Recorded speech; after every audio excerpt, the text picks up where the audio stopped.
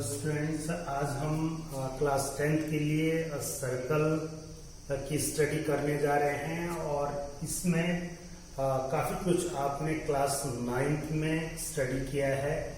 I hope कि इसको थोड़ा सा एक बार हम रिवाइज कर लेंगे और उसके बाद जो इसमें इम्पोर्टेंट चीज़ें हैं उसको आगे लेकर चलेंगे।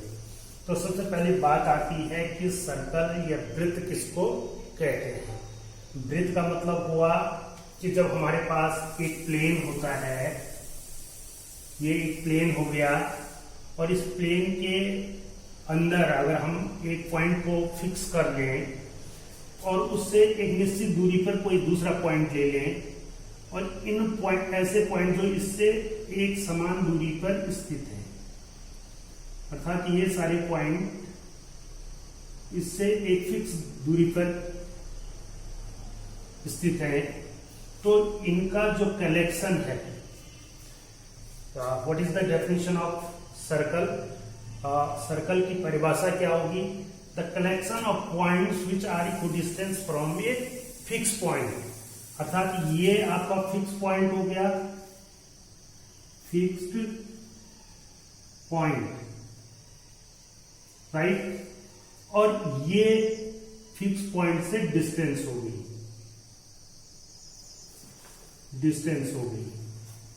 और इस प्रकार से ये जो आपको दिखाई दे रहा है ये कलेक्शन ऑफ क्या है? Collection of points. तो यहां पर तीन चीजें आपको समझना आएगी। एक फिक्स पॉइंट है, एक फिक्स पॉइंट से एक किसी पॉइंट की डिस्टेंस है, और तीसरी चीज है कलेक्शन ऑफ पॉइंट। जितने पॉइंट्स आपको दिखाई दे रहे हैं, इसमें जितने बिंदु दिखाई दे रहे हैं उन सबका एक समूह। इसी प्रकार से अगर हम डिस्टेंस को बदल दें, सपोज कीजिए कि यहां तक हम डिस्टेंस ले लें और इन पॉइंटों को भी फिर कलेक्ट करें, इन पॉइंटों के भी एक सेट को बना दें हम, तो ये भी क्या देगा हमको? कलेक्शन ऑफ पॉइंट्स देगा। अब यहां पर जो फिक्स पॉइंट जिसको हम कह रहे थे, जो फिक्स पॉइंट था, वो फिक्स पॉइंट क्या कहलाता है? सेंटर ऑफ सर्कल, वृत्त का केंद्र, ठीक है। और जो डिस्टेंस, जो फिक्स डिस्टेंस है, वो डिस्टेंस कहलाती है रेडियस, अर्थात इसी को कहते हैं त्रिज्या, राइट। और जो कलेक्शन ऑफ पॉइंट्स हम कह रहे हैं, ये इसको कहेंगे आप वृत्त या वृत्त की परिधि,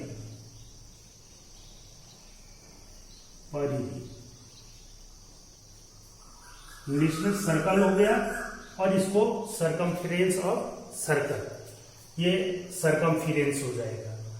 अब यहां पर जो ये इतना तक तो आप जानते थे पहले से कि एक वृत्त मीन्स जिसमें एक केंद्र होता है, एक रेडियस होता है और उसका एक सरकमफेरेंस होता है, और उस सरकमफेरेंस को ही हम क्या कहते हैं? वृत्त कहते हैं। अब ये किसी तल को दो भागों में बांटता है। कोई भी वृत्त अगर हम बनाएंगे तो उस वृत्त से विशेष रूप से तीन भागों में वो प्लेन डिवाइड होगा। एक इनर भाग, ये जो है ये क्या कहलाएगा? वृत्त का इनर भाग, ठीक है, इनर पार्ट। ये आउटर पार्ट कहलाएगा, और एक ये जो पॉइंट्स हैं ये क्या कहलाएंगे? सरकमफेरेंस या वृत्त की परिधि। तो इस प्रकार से तीन भागों में कोई भी प्लेन ब्रेकअप हो जाता है जब एक वृत्त हम उस पर बनाते हैं। एक वृत्त का अंतर्भाग, वृत्त का बहिर्भाग और वृत्त की परिधि, अर्थात inner part of the circle, outer part of the circle and circumference of the circle. तो ये तीन चीजें आप समझ जाएंगे। इसके बाद हम क्लास 10th के लिए जो यहां पर शुरू होता है, वो होता है कि यदि हमें किसी प्लेन में एक पॉइंट दिया गया हो, पॉइंट, और एक सर्कल दिया गया हो,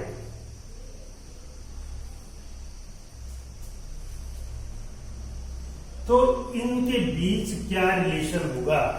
what is the relation between point and circles? ठीक है, इसमें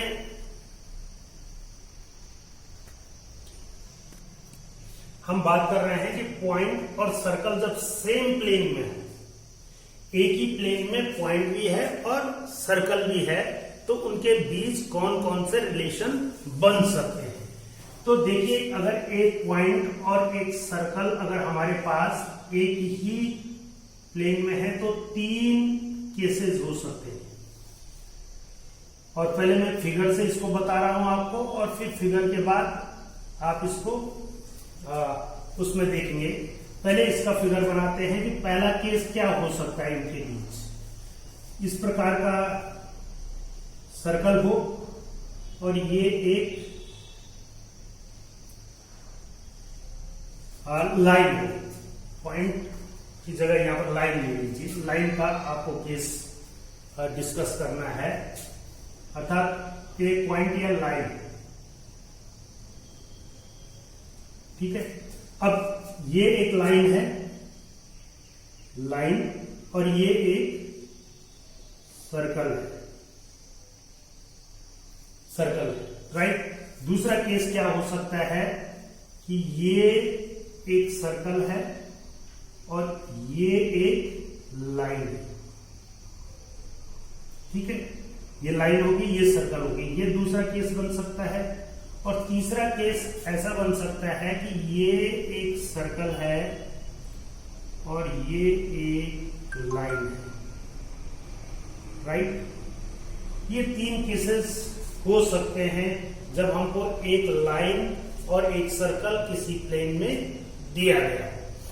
अब ये अगर 3 केसेस हैं तो इस केस की स्टडी कैसे करेंगे, इस केस की स्टडी में क्या कहेंगे और इस केस की स्टडी में क्या कहेंगे। यहां पर इस सर्कल और इस लाइन के बीच में कोई पॉइंट ऑफ कांटेक्ट नहीं है, कोई भी बिंदु उभयनिष्ठ नहीं है, कॉमन नहीं है। It means there is no point of contact between lines and circle. तो जब किसी उसके बीच कोई पॉइंट नहीं होता है तो इस लाइन को कहते हैं हम नॉन इंटरसेक्टिंग लाइन, राइट। ये क्या रिलेशन देता है? नॉन इंटरसेक्टिंग लाइंस, अर्थात वृत्त और लाइन के बीच में कोई भी पॉइंट ऑफ इंटरसेक्शन नहीं है, अर्थात वृत्त और लाइन रेखा कहीं भी एक दूसरे को प्रतिच्छेद नहीं कर रही है। दूसरे पॉइंट पर अगर हम आएंगे तो इन दोनों में 2 पॉइंट हैं, एक पॉइंट ये और एक पॉइंट ये P माना, ये Q। तो it means point of contact कितने हैं? पॉइंट ऑफ इंटरसेक्शन कितने पॉइंट ऑफ इंटरसेक्शन हुए? 2। और जब 2 पॉइंट ऑफ इंटरसेक्शन हो, इसका मतलब कॉमन पॉइंट कितने हैं? Point between circle and line कितने हो गए? 2। और जहां भी आपको लाइन और वृत्त के बीच में 2 पॉइंट ऑफ इंटरसेक्शन दिखाई दे, वहां पर हम इस लाइन का नाम क्या कहते हैं? Second line.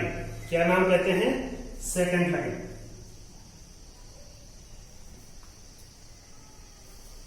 सेकंड लाइन, या इसी को हम हिंदी में कहेंगे छेदक रेखा, राइट। इस छेदक रेखा को सेकंड के SECANT हो जाएगा। छेदक रेखा ये कब कहलाएगी? जब सर्कल और लाइन के बीच में 2 पॉइंट कॉमन हो, 2 उभयनिष्ठ बिंदु हो, या वो 2 बिंदुओं पर प्रतिच्छेद कर रहा हो। ये वेरी क्लियर होना चाहिए। अब तीसरी बात आती है कि माना हमारे पास वृत्त भी है और लाइन भी है सेम प्लेन में, बात सेम प्लेन की हो रही है, तो उस स्थिति में इस लाइन को क्या कहेंगे हम? ये लाइन कहलाएगी, इसमें कॉमन पॉइंट ऑफ इंटरसेक्शन कितना हुआ? पॉइंट ऑफ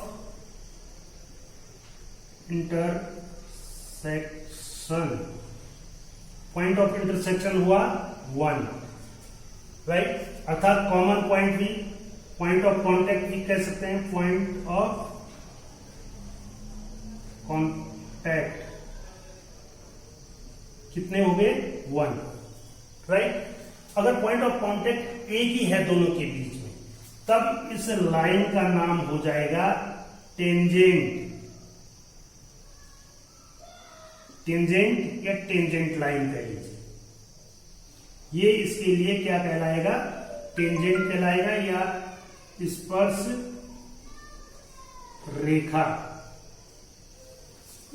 ये इसकी क्या कहलाएगी? स्पर्श रेखा कहलाएगी। हेलो, अब हम बात करेंगे टेंजेंट टू ए सर्कल। यहां पर जो 3 केस हमने डिस्कस किया, non intersecting line, second line और टेंजेंट लाइन, तो इस पूरे चैप्टर के अंदर मोस्टली हमारी जो स्टडी है वो टेंजेंट टू ए सर्कल है, अर्थात वृत्त की स्पर्श रेखा। वृत्त की स्पर्श रेखा, इसके बारे में हम यहां पर पूरा डिस्कशन करेंगे। हमने देखा कि वृत्त की स्पर्श रेखा किसे कहते हैं?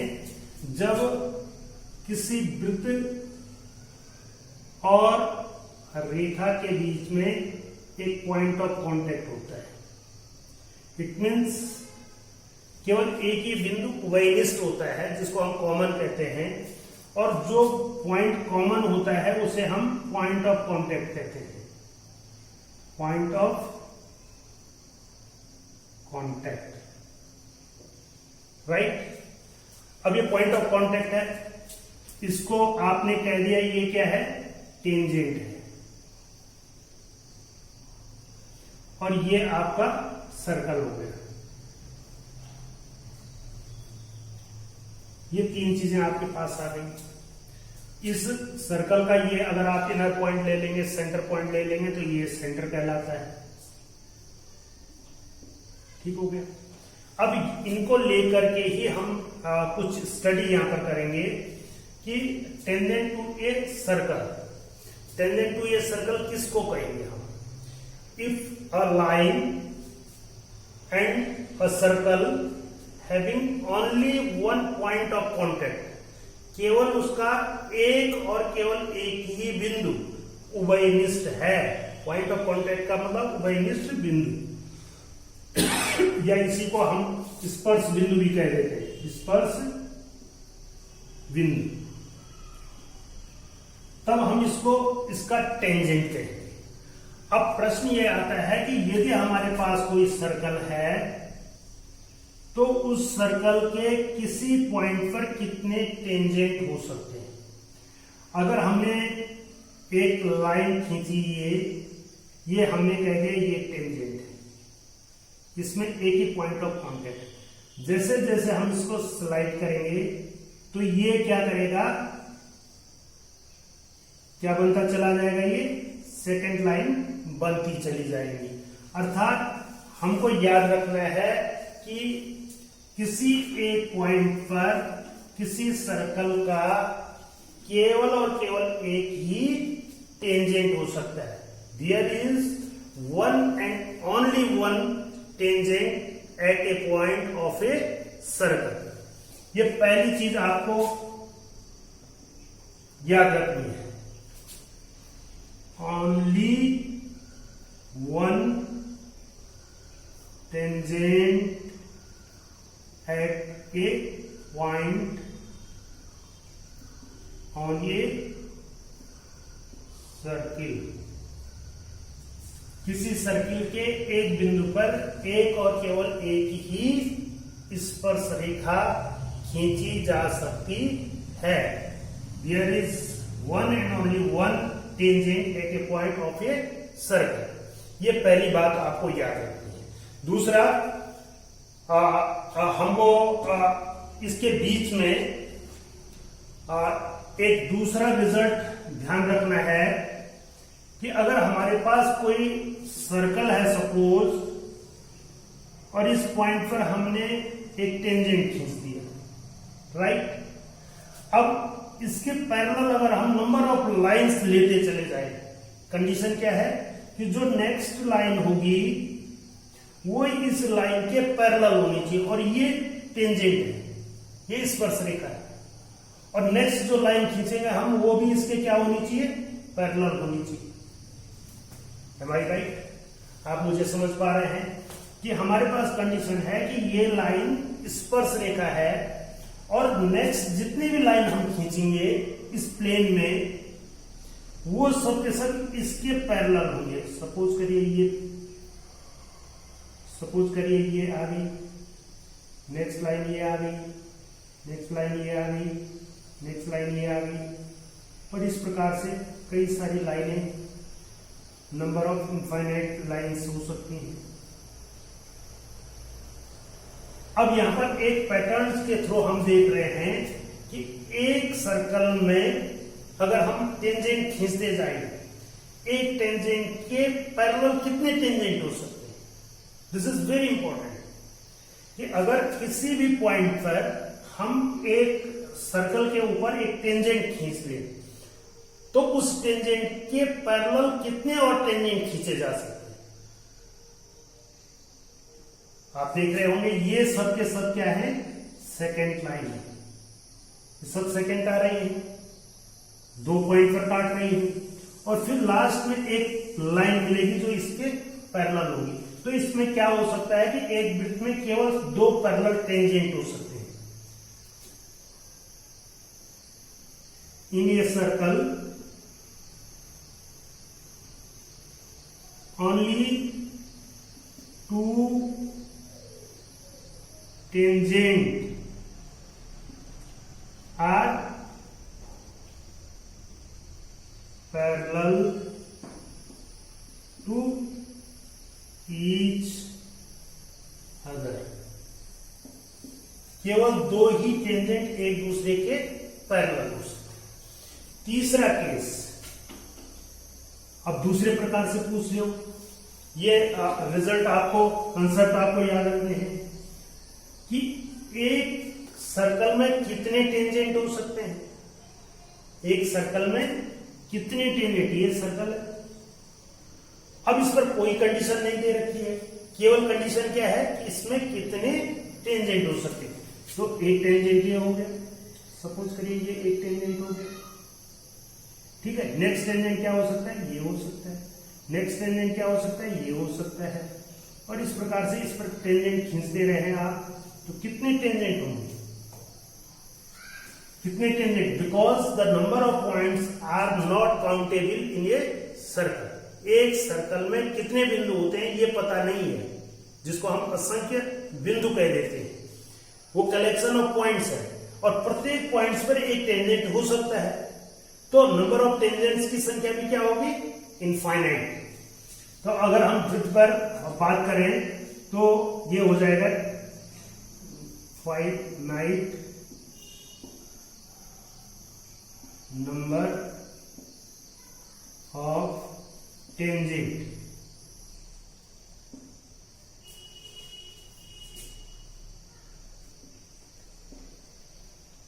इन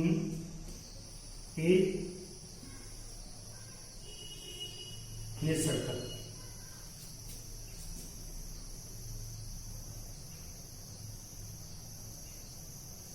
राइट, एक सर्कल पर नंबर ऑफ टेंजेंट्स की बात करेंगे हम तो इनफाइनाइट। ये 3 पॉइंट अलग अलग प्रकार से आपको समझने पड़ेंगे कि कब एक टेंजेंट, हम कह रहे हैं ओनली 1 टेंजेंट एक पॉइंट पर, और दूसरा हम कह रहे हैं कि पैरेलल टेंजेंट कितने होंगे, 2 टेंजेंट होंगे।